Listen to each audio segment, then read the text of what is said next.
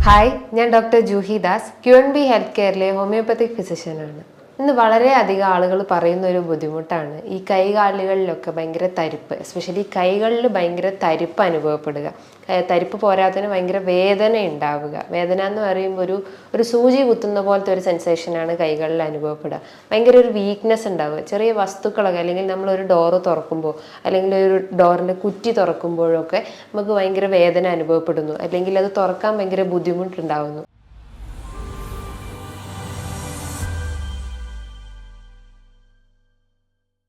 ഇതിന് ഒരുപാട് കാരണങ്ങളുണ്ട്. കാരണങ്ങൾ എന്ന് പറയുമ്പോൾ മേ ബി വൈറ്റമിൻ ഡെഫിഷ്യൻസി ആവാം, അല്ലെങ്കിൽ മറ്റെന്തെങ്കിലും നെർവ് കംപ്രഷൻ ആവാം.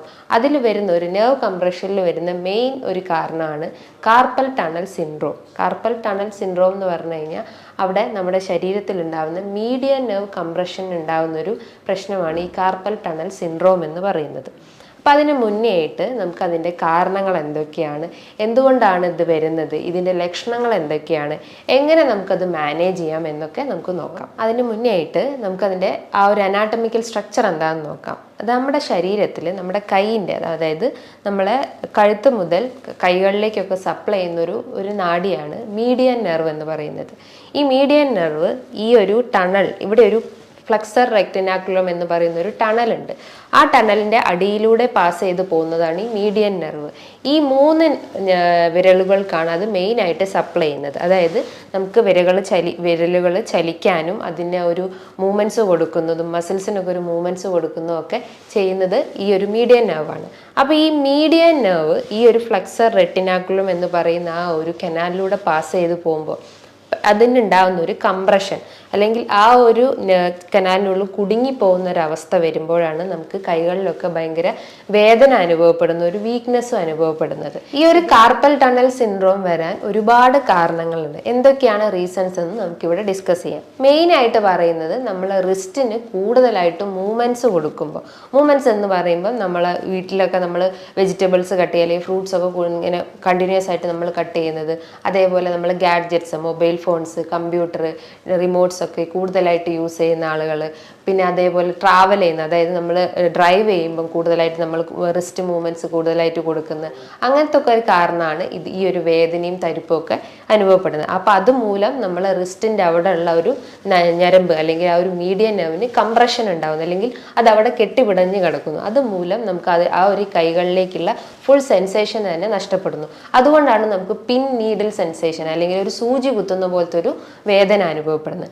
മറ്റൊരു കാരണം എന്ന് പറഞ്ഞാൽ നമ്മുടെ ശരീരത്തിൽ എന്തെങ്കിലും പോഷകാഹാരക്കുറവ്. പോഷകാഹാരം എന്ന് പറയുമ്പോൾ vitamin B12, vitamin B6, vitamin D, ഇത്തരം വൈറ്റമിൻസ് നമ്മുടെ ബോഡിയിൽ കുറഞ്ഞു കഴിഞ്ഞാൽ നമുക്ക് ഈ ഒരു നെർവ് കംപ്രഷൻ മാത്രമല്ല, സന്ധികളിലും വേദന ഉണ്ടാവാം, പേശികൾക്കും ഒക്കെ വേദന അനുഭവപ്പെടാം.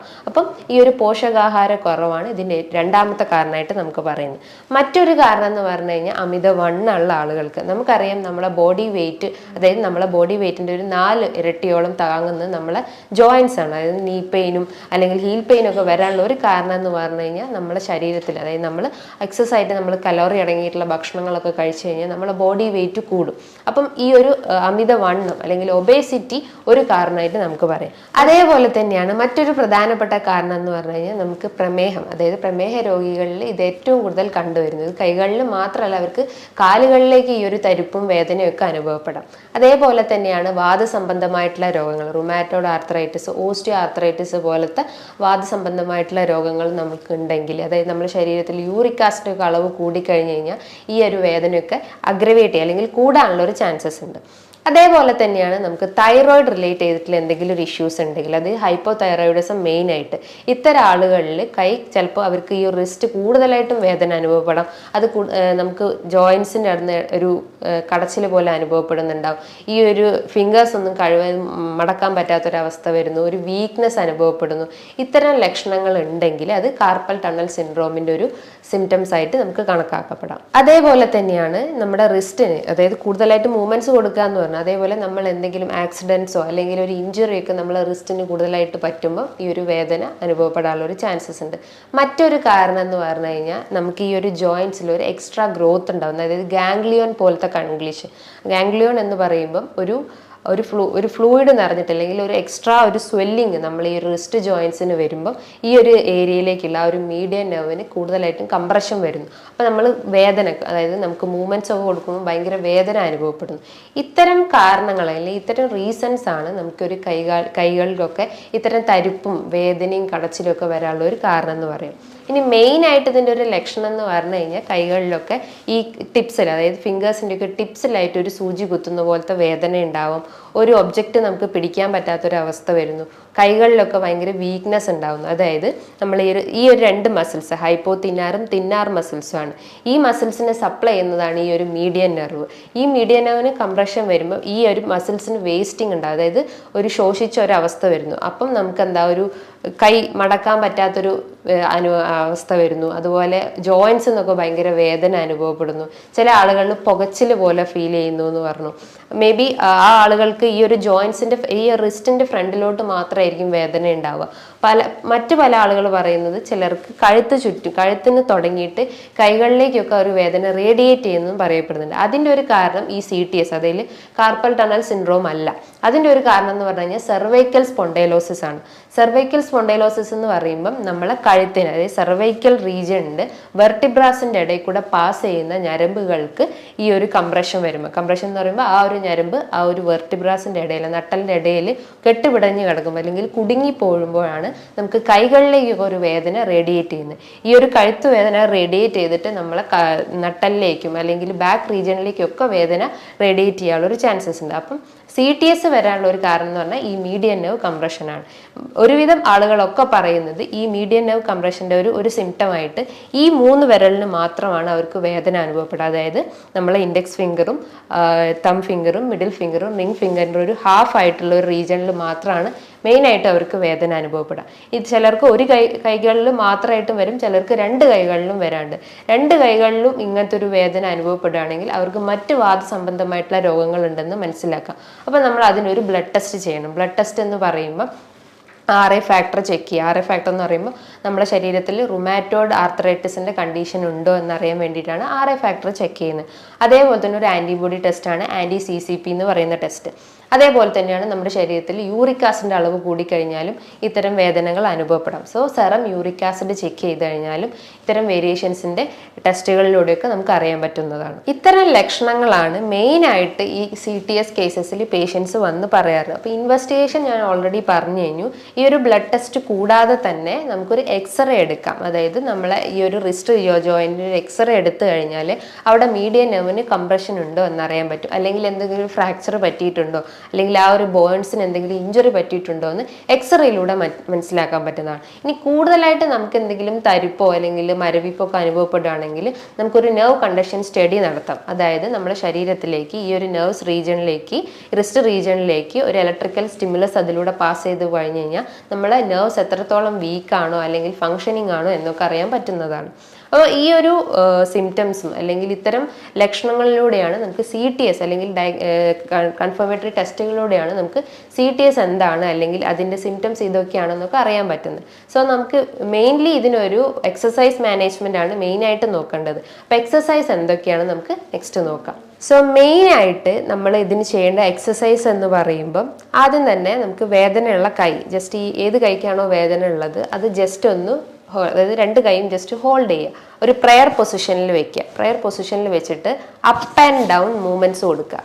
ഇങ്ങനെ അപ്പ് ആൻഡ് ഡൗൺ മൂവ്മെൻറ്റ്സ്, അതായത് ഒരു 5-10 ഒരു ടൈംസ് ഇത് കണ്ടിന്യൂസ് ആയിട്ട് ചെയ്തുകൊണ്ടിരിക്കുക. അത് ഏകദേശം ഒരു 5 മിനിറ്റോ അല്ലെങ്കിൽ ഒരു 10 മിനിറ്റോ കണ്ടിന്യൂസ് ആയിട്ട് ചെയ്തുകൊണ്ടിരിക്കുക. അപ്പം അങ്ങനെ കൊടുക്കുമ്പോൾ നമുക്ക് കൂടുതലായിട്ടും വേദന അനുഭവപ്പെടുകയാണെങ്കിൽ അത്രയും അവിടെ കംപ്രസ്ഡ് ആയിട്ടുണ്ട് അല്ലെങ്കിൽ മീഡിയൻ നെർവ് കംപ്രസ്ഡ് ആയിട്ടുണ്ടെന്ന് മനസ്സിലാക്കാം. ഇനീഷ്യലി ഒരു പെയിൻ അനുഭവപ്പെടാം, പക്ഷേ നമ്മൾ റെഗുലറായിട്ട് ഈ ഒരു എക്സസൈസ് ചെയ്ത് കഴിഞ്ഞാൽ നമുക്കൊരു വേദന പൂർണ്ണമായിട്ടും മാറ്റിയെടുക്കാൻ പറ്റുന്നതാണ്. മറ്റൊരു എക്സസൈസ് എന്ന് പറഞ്ഞു കഴിഞ്ഞാൽ നമ്മളെ ഈ ഒരു ജോയിൻറ്റ്സ് അല്ലെങ്കിൽ ഈ ഒരു ഹാൻഡ് ഫ്രണ്ടിലോട്ട് എക്സ്റ്റെൻഡ് ചെയ്തിട്ട് ഈ റിസ്റ്റ് മാത്രം അപ്പ് ആൻഡ് ഡൗൺ മൂവ്മെൻറ്റ്സ് കൊടുക്കുക. ജസ്റ്റ് ഇങ്ങനെ ഒരു അപ്പ് ആൻഡ് ഡൗൺ മൂവ്മെൻറ്റ്സ് കൊടുക്കുക. റിസ്റ്റ് കംപ്ലീറ്റ്ലി ഇങ്ങനെ ഹോൾഡ് ചെയ്യണം. ജസ്റ്റ് ഇങ്ങനെ ഹോൾഡ് ചെയ്തിട്ട് just up and down movements ഇങ്ങനെ ഒരു 5-10 മിനിറ്റ് കണ്ടിന്യൂസ് ആയിട്ട് ചെയ്യുക. അങ്ങനെ ചെയ്യുമ്പോൾ നമുക്കൊരു ആദ്യൊരു പ്രഷർ അല്ലെങ്കിൽ ഒരു വേദന നമ്മളെ ജോയിൻറ്റ്സിനൊക്കെ അനുഭവപ്പെടാം. പക്ഷേ ഇനീഷ്യലി അത് ഗ്രാജുവലി അത് കണ്ടിന്യൂസ് ആയിട്ട് കുറഞ്ഞു വന്നോളും. മറ്റൊരു എക്സസൈസ് എന്ന് പറഞ്ഞു കഴിഞ്ഞാൽ നമ്മൾ ഈ ഒരു വേദനയുള്ള കൈ ആണെങ്കിൽ ആ കൈ ജസ്റ്റ് ഒന്ന് എക്സ്റ്റെൻഡ് ചെയ്യുക. എക്സ്റ്റെൻഡ് ചെയ്ത് ഈ റിസ്റ്റ് കഴിവതും ക്ലോസ് ചെയ്ത് വെക്കുക. ക്ലോസ് ചെയ്ത് വെച്ചിട്ട് നമ്മളെ ഹെഡ് ഓപ്പോസിറ്റ് ഡയറക്ഷനിലേക്കും ഈ റിസ്റ്റ് അതിൻ്റെ ഓപ്പോസിറ്റ് ഡയറക്ഷനിലേക്കും വെക്കുക. ജസ്റ്റ് ഇങ്ങനെ ഹോൾഡ് ചെയ്യുക. അതായത് ഹെഡ് ഓപ്പോസിറ്റിലേക്കും റിസ്റ്റ് ഓപ്പോസിറ്റ്, അതായത് രണ്ടും ഔട്ട്സൈഡ് സൈഡിലേക്ക് എക്സ്റ്റെൻഡ് ചെയ്യുന്ന രീതിയിലുള്ള എക്സസൈസ് ചെയ്യുക. ഈ 3 എക്സസൈസ് നമ്മൾ ഡെയിലി ഒരു 15 മിനിറ്റ്സ് അല്ലെങ്കിൽ 10 to 15 മിനിറ്റ്സ് കണ്ടിന്യൂസ് ആയിട്ട് ചെയ്ത് കഴിഞ്ഞാൽ ആ ഒരു വേദനയുടെ ഇൻറ്റൻസിറ്റി നമുക്ക് കുറയ്ക്കാൻ പറ്റുന്നതാണ്.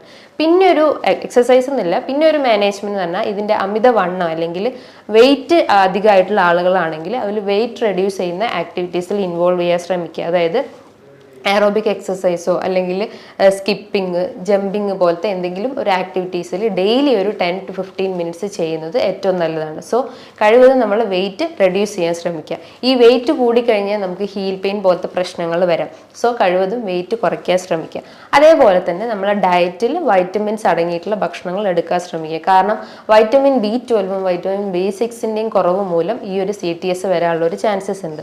സോ നമ്മൾ വൈറ്റമിൻ റിച്ച് ആയിട്ടുള്ള ചെറിയ മത്സ്യങ്ങൾ നമുക്ക് എടുക്കാം. അയല, മത്തി പോലത്തെ, സാൽമൺ, നെത്തോലി പോലത്തെ മത്സ്യങ്ങൾ നമുക്ക് എടുക്കാം. ഇതിൻ്റെ അകത്ത് ഒരുപാട് omega-3 ഫാറ്റി ആസിഡ്സ് ഉണ്ട്. ഒരു പ്രോട്ടീൻസിൻ്റെ ഒരു കലവറ തന്നെയാണ്. ഫാറ്റ്സിൻ്റെ അളവ് വളരെ കുറവാണ്, അതുപോലെ കാർബിൻ്റെ അളവ് വളരെ കുറവാണ്. സോ നല്ല രീതിയിൽ ഫിഷ് ഐറ്റംസ് നമ്മുടെ ഡയറ്റിൽ ഉൾപ്പെടുത്തുന്നത് ഏറ്റവും നല്ലതാണ്. അതേപോലെ തന്നെയാണ് ഈ ഫ്ലാക്സ് സീഡ്സ്, പംകിൻ സീഡ്സ്, ബദാം, വാൽനട്ട് ഒക്കെ നമ്മളെ ഡയറ്റിൽ ഉൾപ്പെടുത്തുന്നത് നല്ലതാണ്. ഈ ഫ്ലാക്സ് സീഡ്സ് ഒക്കെ കഴിച്ചു കഴിഞ്ഞാൽ നമ്മളെ ശരീരത്തിൽ അടിഞ്ഞു കുടികിടക്കുന്ന കൊഴുപ്പിനൊക്കെ ഒന്ന് ബേൺ ഔട്ട് ചെയ്യാൻ സഹായിക്കുന്നതാണ്. അതേപോലെ എന്തെങ്കിലും ബ്ലോക്കിൻ്റെ ഒക്കെ പ്രശ്നങ്ങൾ അല്ലെങ്കിൽ രക്തക്കുഴലിലൊക്കെ ബ്ലോക്ക് പ്രശ്നങ്ങളൊക്കെ ഉണ്ടെങ്കിൽ അതിനെയൊക്കെ ഒന്ന് അലിയിച്ച് കളയാൻ സഹായിക്കുന്നതാണ് ഈ ഫ്ലാക്സ് സീഡ്സ്. ഫ്ലാക്സ് സീഡ്സ് നമ്മൾ കഴിക്കുമ്പം തലേന്ന് വെള്ളത്തിലിട്ട് കുതിർത്ത് നമുക്ക് കഴിക്കാം. കുതിർത്തിട്ട് നമുക്ക് ജസ്റ്റ് സാലഡ്സിൻ്റെ അകത്ത് അല്ലെങ്കിൽ കേർഡിൻ്റെ അകത്തൊക്കെ ആഡ് ചെയ്തിട്ട് നമുക്ക് കഴിക്കുന്നത് ഏറ്റവും നല്ലതാണ്. അതേപോലെ തന്നെയാണ് പംകിൻ സീഡ്സും. ഇതും നമ്മളെ ബോഡിയിൽ എക്സസ് ആയിട്ട് എന്തെങ്കിലും കലോറി ഒക്കെ ഉണ്ടെങ്കിൽ അത് ബേൺ ഔട്ട് ചെയ്യാൻ സഹായിക്കുന്നതാണ്. അതേപോലെ തന്നെയാണ് നല്ല രീതിയിൽ ബോഡി ഹൈഡ്രേറ്റ് ചെയ്യാൻ ശ്രമിക്കുക. ഡെയിലി ഒരു 10 to 12 ഗ്ലാസ് വെള്ളം കുടിക്കുന്ന ഏറ്റവും നല്ല കാര്യമാണ്. ഈ പറഞ്ഞിട്ടുള്ള ഒരു മാനേജ്മെന്റ് അല്ലെങ്കിൽ ഈ പറഞ്ഞിട്ടുള്ള ഒരു ഡയറ്ററി മാനേജ്മെന്റ് എക്സസൈസും നമുക്ക് ഫോക്കസ് ചെയ്ത് കഴിഞ്ഞാൽ നമുക്ക് ഇത്തരം പെയിൻസിനൊക്കെ റെഡ്യൂസ് ചെയ്യാൻ പറ്റും. അതോടൊപ്പം തന്നെ നമ്മൾ ഒരു പ്രോപ്പറായിട്ട് ഒരു ഡോക്ടറെ കണ്ടിട്ട് അതിൻ്റെ സ്കാനിങ് എല്ലാം എടുത്തിട്ട് അതിന് മെഡിസിൻസും സ്റ്റാർട്ട് ചെയ്താൽ നമുക്ക് പൂർണ്ണമായിട്ട് ഒഴിവാക്കാൻ പറ്റുന്നതാണ്. ഹോമിയോപ്പതിയിൽ ഇതിന് ഒരുപാട് മെഡിസിൻസ് ഇന്ന് അവൈലബിൾ ആണ്. കോസ്റ്റിക്കം, അർണിക്ക, കാൽക്കേരിയ ഫ്ലോർ, ഹൈപ്പറിക്കം പോലത്തെ ഒരുപാട് മെഡിസിൻസ് ഇന്ന് അവൈലബിൾ ആണ്. സോ നല്ല രീതിയിലുള്ള ഒരു ഡയറ്ററി മെയിൻറ്റെയിനും അല്ലെങ്കിൽ ഒരു എക്സസൈസും മെയിൻറ്റെയിൻ ചെയ്ത് കഴിഞ്ഞാൽ നമുക്ക് ഇത്തരം ലക്ഷണങ്ങളൊക്കെ കുറച്ച് കൊണ്ടുവരാൻ പറ്റും. ഇനി ഇതുമായി ബന്ധപ്പെട്ട് നിങ്ങൾക്ക് എന്തെങ്കിലും സംശയങ്ങൾ ഉണ്ടെങ്കിൽ നിങ്ങൾക്ക് താഴെ കാണുന്ന നമ്പറിൽ കോൺടാക്ട് ചെയ്യാവുന്നതാണ്. നല്ലൊരു ഹെൽപ്പ് വീഡിയോയുമായി വീണ്ടും കാണാം. Thank you.